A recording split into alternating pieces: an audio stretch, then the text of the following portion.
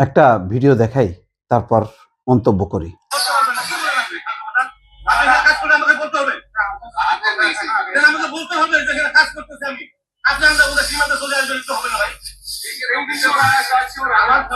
আমি যদি এখানে কাজ করি আপনাকে অবশ্যই অবগত করবো আমি।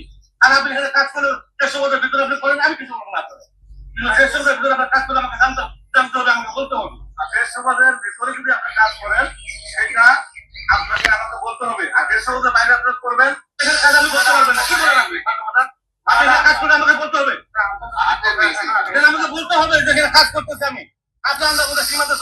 দেখেন, এই যে ভিডিওটা দেখালাম আজকে সোশ্যাল মিডিয়াতে, গত 2 দিন থেকে এটা দেখতে পাচ্ছি। সীমান্তে বিএসএফ এর অবৈধ খুঁটি স্থাপনের চেষ্টা রুখে দিল বিজেপি। অবৈধ মানে 150 গজের বাইরে ভারতীয় সীমান্তের মধ্যে যদি তারা কাজ করে অনুমতির ব্যাপার নেই, কিন্তু 150 গজের মধ্যে যদি ঢোকে সেটা দুই পক্ষের যে কোনো একটা পক্ষ, বিজিবি অথবা বিএসএফ, তাহলে এটা ফ্ল্যাগ মিটিং হবে, দুই পক্ষের আলোচনা করে এটা সিদ্ধান্ত হবে।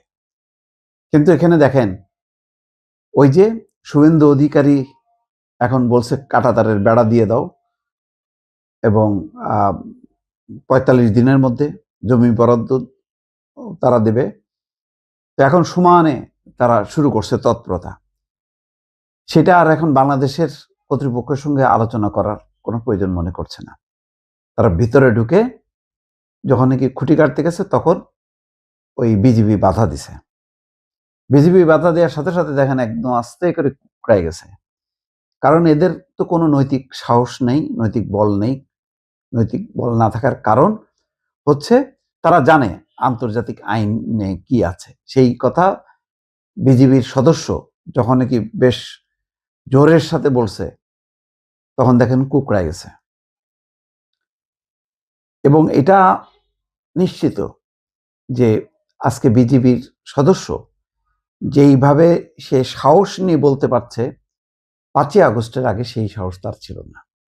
শেখ হাসিনার আমলে কোনো বিজিবি সদস্য এরকম ভাবে কথা বলে সাথে সাথে তার 14 গোষ্ঠী সুদ্ধা গুম হয়ে যেত অথবা তাকে উধাও করে দিত বা মানে সাসপেন্ড হতো, আরো যা যা নির্যাতন নিপীড়ন সব নেমে আসতো।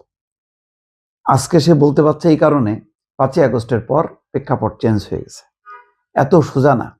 শুভেন্দু অধিকারী ওখান থেকে 91 লাখ ভারতীয়কে অনুপ্রবেশকারী চিহ্নিত করে বাংলাদেশে ঠেলে দেবে, অত সোজা না। তারা যেটা করতে পারে, তাদের কাঁটাতারের বেড়া তারা দিতে পারে, তাদের সীমানায় তারা দিতে পারে, বাংলাদেশও দিতে পারে, এটা কোনো নেই। কিন্তু ওই যে সীমান্তের যেই দুই পারে সীমান্ত, তো এই পার ও পার কৃষি জমি আছে, বসবাস আছে মানুষের, তাদের মধ্যে তো কোনো বিরোধ নেই, তারা মিলেমিশে থাকে। সেই জায়গাটায় একটা প্রতিবন্ধকতা তৈরি করা হচ্ছে।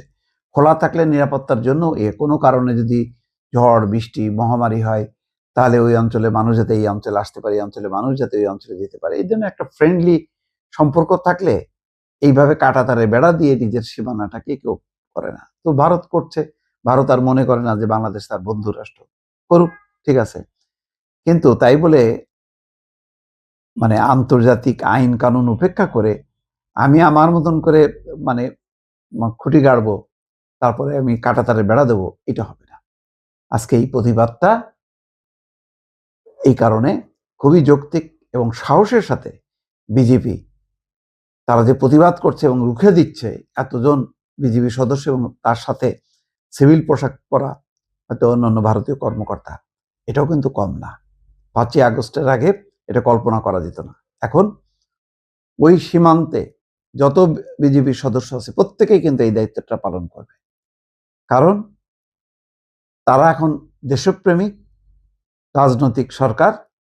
তাদেরকে সীমান্ত রক্ষার ব্যাপারে এবং সীমান্তের যে আইন কানুন সেগুলি রক্ষা করার ব্যাপারে তাদেরকে বলছে যে আগায় যাও, আমরা পিছনে আছি। সেই বলে তারা এখন বলিয়ান।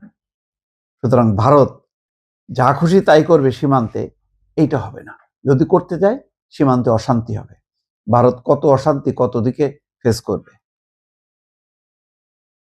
তারপরে বলি, ভারত যেভাবে শুভেন্দু অধিকারী উস্কানি দেয়, এটা বাস্তবে পরিণত করা খুবই কঠিন, খুবই কঠিন।